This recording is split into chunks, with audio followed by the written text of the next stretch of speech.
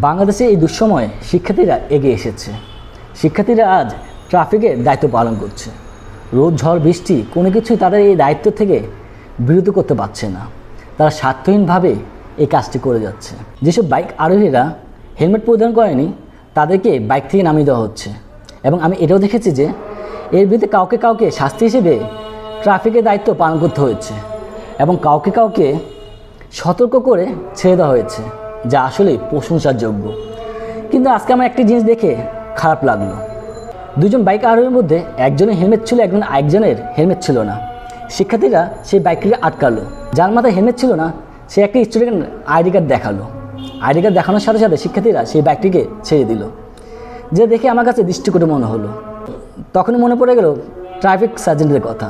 শিক্ষার্থীদের হতে হবে নিরপেক্ষ, তাহলে তাদের এই কষ্টটা কখনোই প্রশ্নবিদ্ধ হবে না। বিশেষে বলতে চাই, বাংলাদেশের দুঃসময় শিক্ষার্থীরা আসলে অনেক ভালো কাজ করছে। তাদের জন্য শুভকামনা জানিয়ে আমার এই ভিডিওটি এখানে শেষ করছি।